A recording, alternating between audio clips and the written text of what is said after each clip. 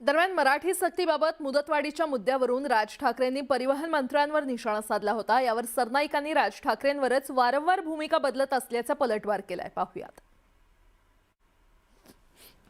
आज जो महाराष्ट्रामधला जो प्रश्न आज तो काय तो रिक्षा भिक्षांचा काय मराठी बोललं पाहिजे वगैरे जो विषय आलाय, हिम्मत कशी होते मला जरा सांगा। नाही मराठी बोलणार, तुमच्या राज्यात येऊन तुम्हाला ते सांगतायत की नाही मराठी बोलणार आम्ही, आणि ज्याच्यावरती आमचे मंत्री त्यांना सांगतायत बरं बरं ठीक आहे 4 महिने अजून घ्या, मराठी शिका। हिम्मत नाही तुमची, लायसन्सच रद्द करा। राज ठाकरेंची भूमिका दिवसेंदिवस बदलत असते। परिस्थिती अशी आहे की काही ठिकाणी राजसाहेब ठाकरे यांच्याच मनसैनिकांनी हिंदी भाषिकांना शिकवण्यासाठी क्लासेस चालू केले, त्यांनीच क्लासेस चालू केले आणि ते असं म्हणतात त्यांना हिंदी कशाला मराठी कशाला शिकवायचं। तुम्ही एक भूमिका स्पष्ट करा ना मराठीविषयी। तुम्ही एकदा म्हणता की त्यांना ही मराठी शिकवायला पाहिजे आणि एकदा म्हणतात कशाला त्यांना मराठी शिकवायचं, त्यांना येणंच बंद करायला पाहिजे। असं होत नाही ना। आपली भूमिका राजसाहेब ठाकरेंनी एकदा स्पष्ट केली पाहिजे, जेणेकरून मराठी अजूनही आपण मोठ्या प्रमाणात पूर्ण जगामध्ये घेऊन जाऊ।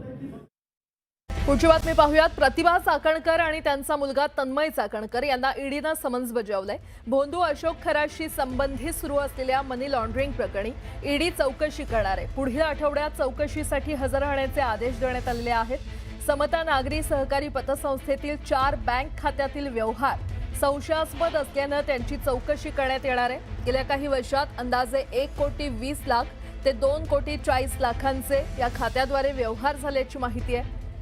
तर प्रतिभा चाकणकर या राष्ट्रवादी काँग्रेसच्या नेत्या रुपाली चाकणकर यांच्या भगिनी आहेत।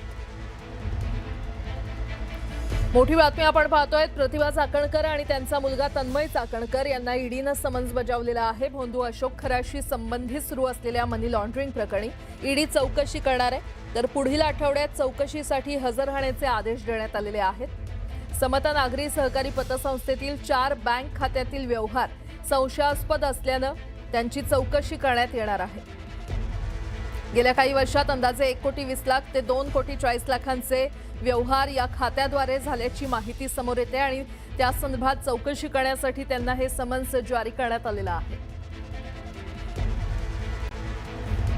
बातमीपत्राला सुरुवात करूया। मुख्यमंत्री देवेंद्र फडणवीस अचानक दिल्ली दौऱ्यावर गेल्याची माहिती समोर आली आहे। शुक्रवारी संध्याकाळी मुख्यमंत्री दिल्लीत दाखल झालेत। मुख्यमंत्री अचानक दिल्ली दौऱ्यावर गेल्यामुळे राजकीय वर्तुळात चर्चांना उधाण आले। दिल्ली दौऱ्याचं कारण अद्याप कळू शकलेलं नाहीये।